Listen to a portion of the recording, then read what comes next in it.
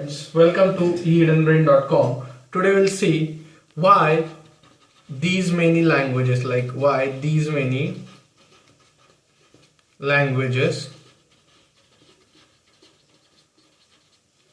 or automata or automata like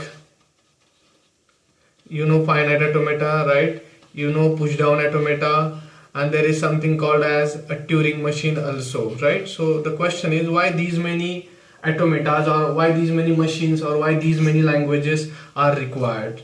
So now the better part to answer this is, let's take the example. Let's say I want to accept a language a raised to n where n is greater than or equals to 1.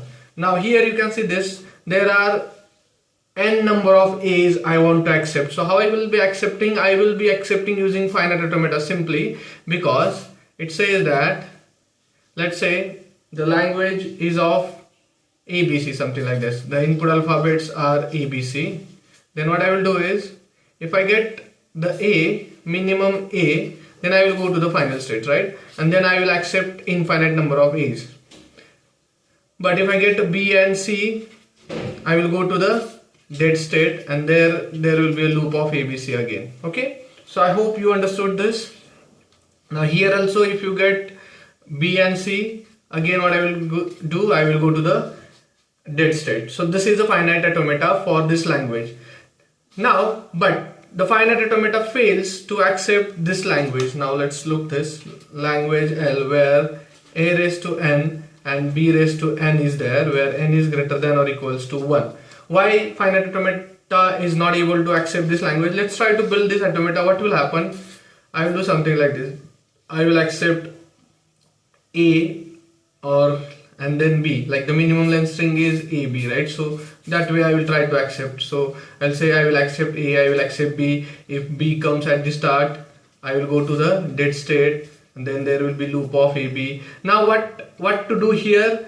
I want, let's say, 3 A's. So how I gonna accept 3 A's? What I will do, I will put simply a loop of A, and then you can see that here also, if A comes afterwards, I will go to the dead state, and what I will do, I want to accept number of B's also. But the problem here is, it will accept A raised to n and B raised to n, no doubt, but it will accept one string which is not part of this language. You can see this. It will accept 2 A's and 3 B's. You can see this. 1 A, 2 A's are accepted, very good. Next, 1 B is accepted, then these 2 B's will be accepted. It means this finite automata is not able to remember how many A's are accepted once it reaches to the B. Right, understood? So that is the problem, means there is no remembrance power to the finite automata, and hence something advanced some advanced thing is required, and that is push down automata, which will be having a power to remember the input alphabet. So how to do that? You know that we can use a stack. Means let's say I want to accept 3 A's and 3 B's like this. What I will do, I will have a stack. I will have Z0 at top of the stack. Whenever A comes, I will push them. Whenever A comes, I will push them. Now for the next B, it means you will be able to remember, because of this memory element stack, you are able to remember how many A's you already accepted. Then you have to just cross check whether this is matched with this A, yes. Next B is matched with next B, A, yes. Next B is matched with the last A, yes. And then if you get at the last epsilon, you will able to match epsilon with Z0, and hence this will be correct to accept with the push down automata. So I hope you understood language A raised to n, B raised to n, where n is greater than or equals to 1 can't be accepted by finite automata, but can be accepted using a push down automata, and hence we required a new automata or new machine. Now similarly, then you will be thinking, why we require Turing machine then? Now let's do the problem of Turing machine. Now for Turing machine, what I will say, if you have a language A raised to n, B raised to n and C raised to n, where n is greater than or equals to 1. Now this language will not be accepted by definitely finite automata, and definitely it will not be accepted by push down automata also. Now I will show you how we will be confirm this, whether it is accepted by push down automata or not. Look here. Now what I will do, I will try to have some logic. So Z0 will be up top of the stack. Let's take some string, valid string A, B, B and C, C. When n is 2, you will get 2 A's, 2 B's and 2 C's. Yes. Now what you have to do is you have to cross check, right? First you have to push. So let's use the logic. Whenever I get A, what I will do, I will push it here. So yes, I will push A, right? And then whenever I get A, I will push. Now for the next B's, what I will do, I will pop out, right? So for this B, first A will be popped out, and for this B, second B, this A will be popped out, and then I can say that A is equals to B.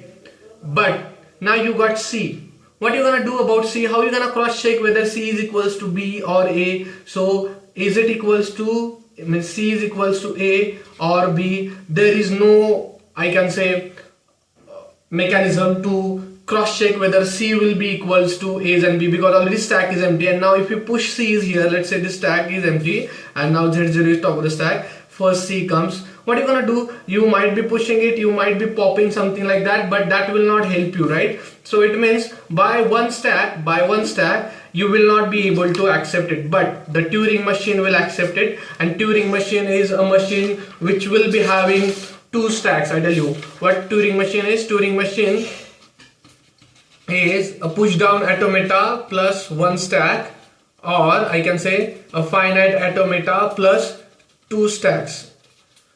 I hope you understood. Now how to accept this language using a Turing machine. Now you see here, if I want to accept A, B, B and C, C, what I will do, I will use two stacks systematically.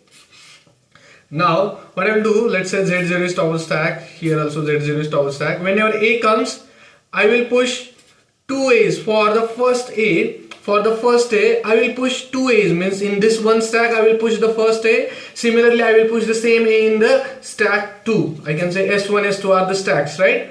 And now for the next A, again I will push into this stack as well as this stack. I hope you understood it, right? Means for two A's, how many push operations we did? 4 push operations we did. Now for the first B, what I will do is I will concentrate B on this stack and I will concentrate C on this stack. So let's see. For the first B, I will pop this out. For the next B, I will pop this out. It means this stack will say that A is equals to B, right? And similarly, when you get C, now you will definitely go here and you will say this will be popped out for the C, and for the next C, this A will be popped out, and hence you can say that A is equals to C. I hope you understood. It means by these two, you can say that A is equals to B is equals to C, and hence the language is accepted. It means a Turing machine is having a power to accept any type of language, I can say, right? Because there is a church hypothesis. The problem which computer can solve can be definitely solved by a Turing machine. Now let's see the mathematical representation in terms of Venn diagram for Turing machine, push down automata and finite automata. If this is a Turing machine can be able to accept a lot of languages or a lot of strings and a lot of, I can say, problems can be solved using Turing machine. Then some little bit problems will be solved by push down automata. So this is Turing machine, then this will be definitely push down automata, I can say, or you can simply show it here if you have any confusion. Now, so it means some strings or some languages will not be accepted by push down automata. We already seen that, right? A raised to n, B raised to n, C raised to n will not be accepted by push down automata. And similarly, if this is push down automata, then definitely this will be the finite automata, I can say, okay? And now you know that finite automata will be definitely divided into two parts. Even push down automata is divided into two parts. Even Turing machine is divided into two parts. And then you can say this is deterministic finite automata, this is non-deterministic finite automata. Even there are something like Moore and Mealy machine and something like that, right? So this way you can really represent how many automatas we required and their classification, right? If you liked it, do like this video. Please subscribe to our channel for further activities. And if you have any doubts regarding this question, please post into the comment section. I will definitely get back to you. Thank you very much.